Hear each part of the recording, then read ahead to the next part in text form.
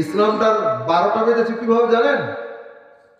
আবু তাহের বর্ধমানী তার বইয়ের ভূমিকাতে এটা দিয়েছেন যে টাকা, একটা টাকার নোট, চকচকা ঝকঝকে নোট, এই নোট যদি আপনার কাছে আসে তা আপনি আপনার কাছ থেকে এটা বের হতে চায় না।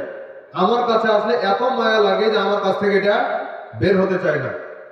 কেন? দেখে খুব ভালো লাগছে, চকচকে ঝকঝকে নোট, কিন্তু ঠিকই কিন্তু অন্যের হাতে যাই,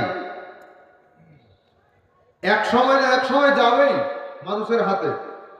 ওই একই টাকা, যেই টাকাটা চকচকে ঝকঝকে হওয়ার কারণে, দৃষ্টি জোড়ানো টাকা হওয়ার কারণে আপনি এটা বের করতে চাচ্ছিলেন না, ওই টাকাটাই যখন আবার এক হাত দুই হাত করতে করতে অনেকের হাত আবার আপনার কাছে আসবে, তখন আপনি বলবেন এটা পাল্টিয়ে দেন, এই টাকা চলবে না, এটা পাল্টিয়ে দেন।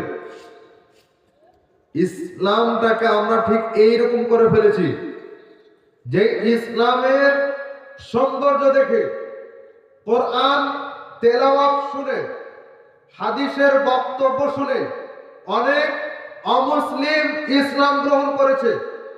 আজকে এই ইসলাম আস্তে আস্তে আস্তে আস্তে সৌদি আরব থেকে আস্তে আস্তে ইরাক, ইরান হয়ে পাক, ভারত হয়ে বাংলাদেশ পর্যন্ত আস্তে আস্তে এই ইসলামটার এমন দশা হয়েছে যে আমরা সঠিক ইসলামটাকে ভুলতে বসেছি। আর আস্তে আস্তে বিকৃত হতে হতে যে ইসলাম আমাদের কাছে পৌঁছেছে, এটাই যেন আমাদের কাছে সঠিক হয়ে বসে আছে, এটাকে আমরা সঠিক মনে করি। আর যেটা আসলেই সঠিক ছিল, যেটা অরিজিনাল ছিল, সেটাকে আমরা ভুলতে বসেছি, আমরা পাল্টিয়ে ফেলেছি। এখন আর ওই পুরাতন ইসলাম চলবে না। নাউযুবিল্লাহ, আস্তাগফিরুল্লাহ ওয়া আতুবু ইলাইহি।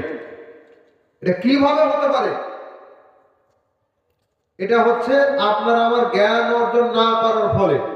যদি জ্ঞান অর্জন করতে, কেউ আপনাকে পথভ্রষ্ট করতে পারত না। এমনি রাসূল সাল্লাল্লাহু আলাইহি ওয়াসাল্লাম বলেন, দুআতুন আলা আবওয়াবি জাহান্নাম মান আরাবুহুম ইলাইহা কাযাফুহু ফিহা। মাহফিল তো বাংলাদেশে কম হয় না, ওয়াজ মাহফিল বলেন আর এমনি বৈঠক বলেন, বাংলাদেশে কম হয় না। জুমার খুতবা তো আপনি বছরে 52 সপ্তাহে 52টা খুতবা শুনছেন, কিন্তু কোনো পরিবর্তন তো পাওয়া যায় না।